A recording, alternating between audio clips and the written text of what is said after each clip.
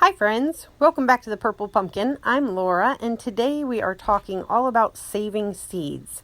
I am really excited to share with you all my own process of how I save seeds, and I think you're going to find that it is a lot easier than you may have thought. So let's get into it. I'm going to go over the steps I take to save seeds from my garden, and I myself am still a beginner. This is only my second year saving seeds, but I think that just goes to show how easy it really is. And the first thing I need to do is I need to know which seeds I want to save. And I kind of need to know that pretty early on, and here's why. If I know I'm going to want to save seed from something, and let's say it's currently in bloom, well, I'm going to want to make sure that I'm not deadheading or trimming off the dead blooms, because that's where your seeds will come from. Once the bloom finishes, it starts to dry up and it produces seed, and that's what we want. So we want to make sure we're leaving enough dead blooms on the plant that it'll provide us with enough seed for next year. So I'm just going to start a list. I'll start a list of the things that I think I might want to save seed from, and as the season goes on, I might add to that list. And then we wait.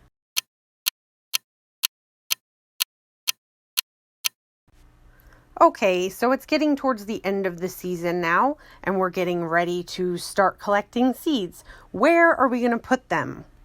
And this is something you really don't need to overthink.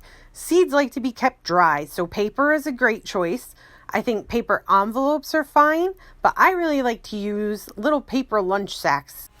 To me, they're perfect because if the plant isn't quite ready, I can trim off the whole stem and leave it in the bag to dry.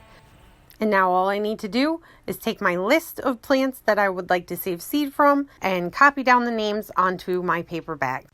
And again, I'm just going to keep it simple, just the name of the plant for now, and then later I'll come in and add a label with all the details as far as growing information.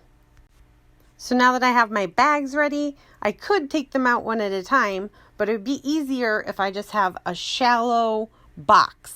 So a Rubbermaid container, something similar to that, or even just a cardboard box that I can put my open bags in will help them to stand up. You do not want your seeds to spill.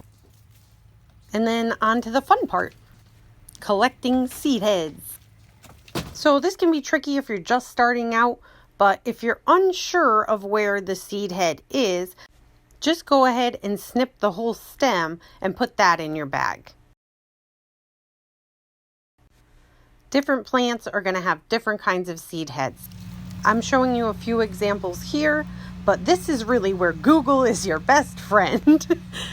I know when I started out, if I wasn't sure what to look for or what a certain seed looked like, I would use Google Images and just search penstemon seed or whatever the plant is.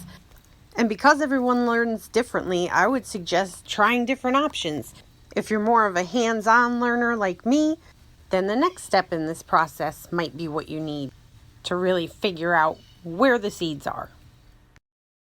And now that you've gathered all your stems or your seed heads, it's time to move this project indoors. You definitely don't want to have to deal with wind when you are working with seeds. So you're just going to want to get yourself a paper plate or something else that's shallow and will allow you to see really well without spilling anything.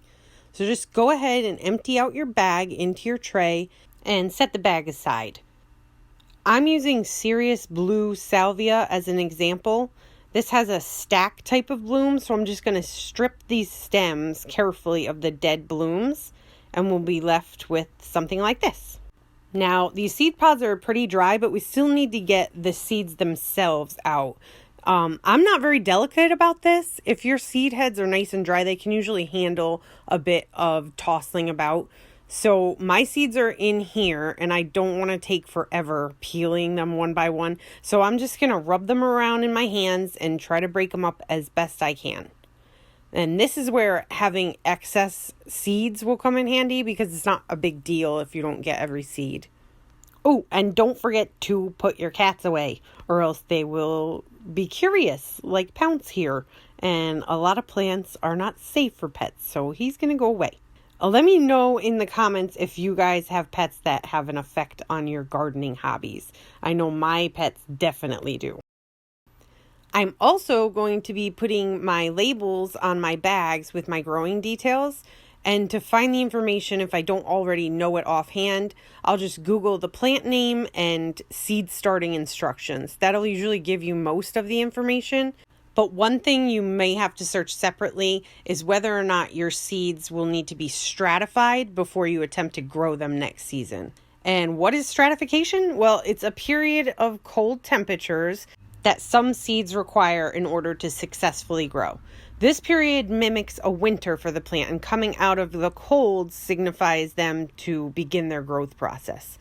There is a lot of information out there on stratification, and each plant is different, so you want to make sure that you check this out if you want to be successful in starting seeds. And I'm sure as we get closer to seed starting season, I'll have a lot more videos about starting seeds. It's one of my favorite parts of gardening, so be sure to subscribe if you are interested in that. And now that I've got my seeds pretty much separated out from the rest of the plant, I'm just going to pick them up by pressing down with my finger and dropping them into my bag. If you get some of the seed husk or whatever, it's totally fine. It's no big deal. It's not going to hurt anything, so don't worry about that. And I find that they stay really well in these bags. I haven't had a problem with them like eking their way into the creases or anything like that. So just one more reason I really like using the paper bags. So I've got my seeds in there, and I'm just going to snip off the top half of the bag and fold it over and stick it into my seed box. And that can be whatever you have handy. I use this. It's just an old sort of like card catalog style box that we got at our local swap shed. I love it. It's perfect for holding seed packets. So that's what I use, but really any box will do. It's just whatever works best for you. And that's really it. Now we just wait for seed starting season, which is one of my favorite times. I just think growing plants from seed can be such a rewarding experience, and it really can help you learn a lot about gardening.